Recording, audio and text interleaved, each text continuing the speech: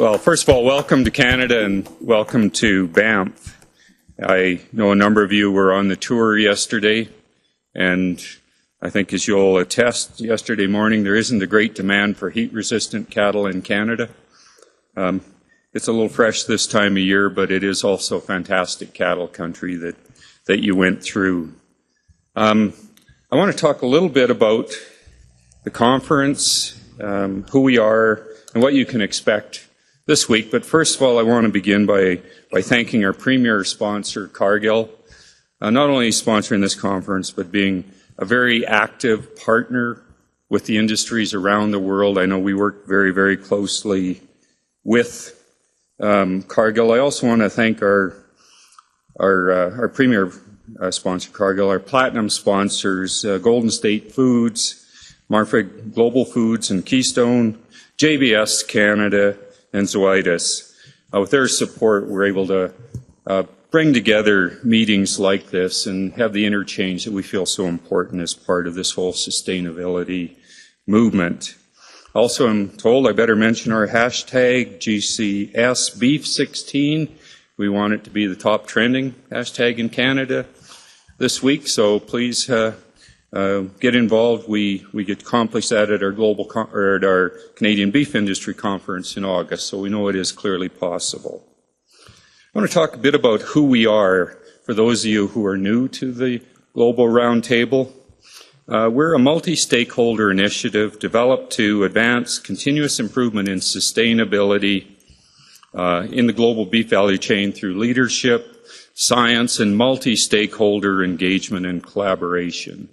The whole purpose of our sustainability effort is to find where we can work together in a pre-competitive environment and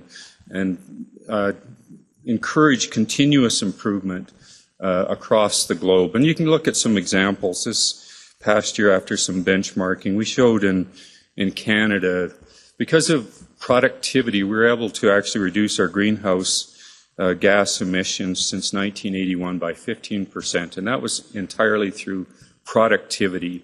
And, you know, we have stories like that around the world that we hope to share while you are here.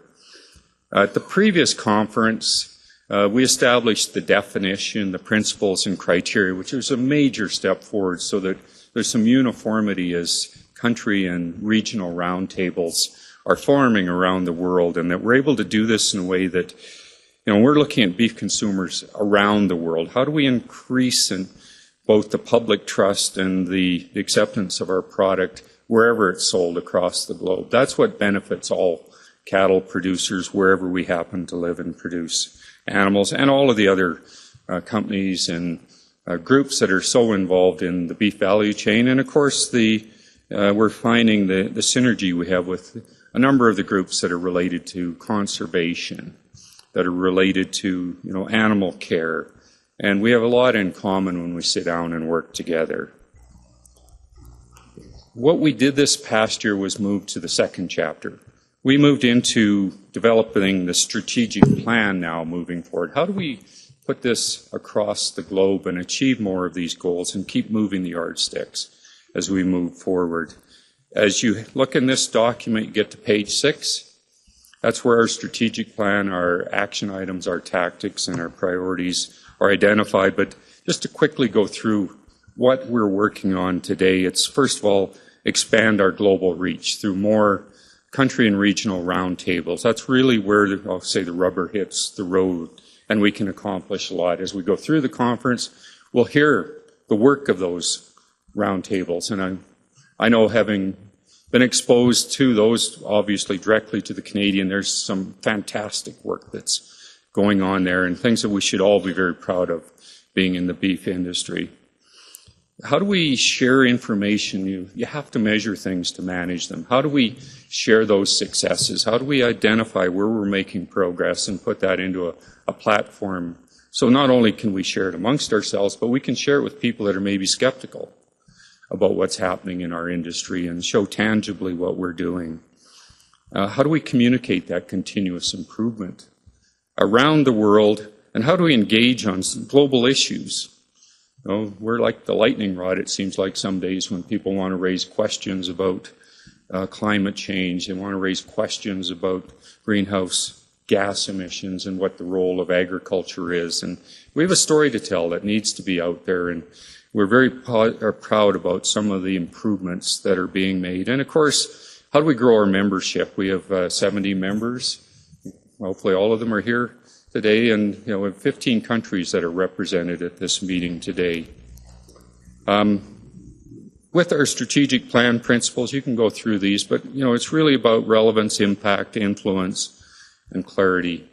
As we get through this session, we hope as we go through what we're doing, and Friday is a very important day when we get into our business meetings. I think that's where we get into these in more discernible manner for all of you who are participating in those to take part in. This is part of the globe that's represented here. Obviously, by the time 2 years from now we have our next conference, it'll be nice to see more parts of the world represented, and that's part of our agenda as well in our strategic plan to accomplish this. But we represent a very large percentage of beef production when you take a look at this map, and as we move forward, we really look forward to going through the sessions that we will today.